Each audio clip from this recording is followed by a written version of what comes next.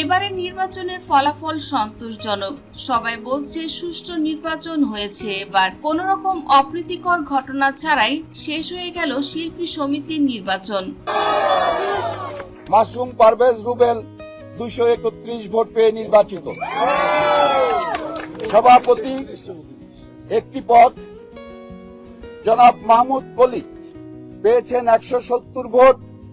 মিশা সওদাগর 265 vote পেয়ে সবাইকে ধন্যবাদ, অভিনন্দন। তবে অনেকে বলাবলি করছে সত্যের জয় হয়েছে। নিপুণ গতবার জায়েদ খানের সঙ্গে যে কাজটি করেছিল এটা সত্যি অনুচিত হয়েছিল। এছাড়া তিনি ক্ষমতায় থাকাকালীন সময়ে অনেক ধরনের কাজ করেছে যেটা শিল্পীরা মেনে নিতে পারেনি। যদিও নায়িকা নিপুণ তিনি অনেকের সদস্যপদ বাতিল করেছিলেন নিজের ক্ষমতার অপব্যবহার করে। পরবর্তীতে ভোটের আগে তিনি তাদের সদস্যপদও ফিরিয়ে দিয়েছিলেন। নির্বাচনে থাকাকালীন তিনি তেমন কোনো উন্নতি করতে পারেননি।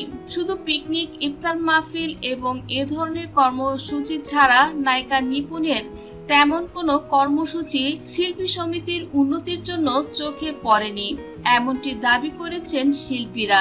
এদিকে মিশা ডিপজল সভাপতি পদে নির্বাচিত হয় উৎসব মুখর পরিবেশ এখন এফডিসিতে।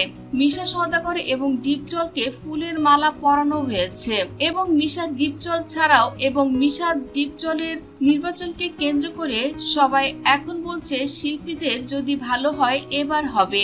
মনোয়ার হোসেন ডিপজলকে বলা হয় গরিবের বন্ধু, আর এখন তো তিনি একটি পদে রয়েছেন। সাধারণ শিল্পীরা তাই ভীষণ খুশি ডিপজলকে সভাপতি হিসেবে নির্বাচিত করাতে পেরে। পর্দায় খলনায়ক ডিপজল এবং মিশা সওদাগর যতটা ভয়ঙ্কর, বাস্তব জীবনে তারা কিন্তু এর পুরো বিপরীত। বাস্তব জীবনে মিশা সওদাগর তিনি 5 ওয়াক্ত নামাজ পড়েন, হজ করেছেন কয়েকবার। এছাড়া মনোয়ার হোসেন ডিপজল তিনিও ভীষণ মানব দরদি।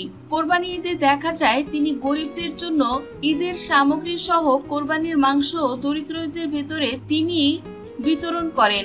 আর তাই মনোয়ার হোসেন ডিপজল এবং মিশা সওদাগরকে জয়যুক্ত করতে পেরে সাধারণ শিল্পীদের মুখে হাসি ফুটেছে। তো দর্শক বন্ধুরা, সভাপতি মিশা সওদাগর এবং সাধারণ সম্পাদক ডিপজল, বিষয়টি আপনারা কে কেমন ভাবে দেখছেন অবশ্যই কমেন্ট করে জানিয়ে দিন। এই ফলাফলে আপনারা কি সন্তুষ্ট অবশ্যই কমেন্ট করুন। ভিডিওটি ভালো লাগলে লাইক, কমেন্ট, শেয়ার করবেন। ধন্যবাদ।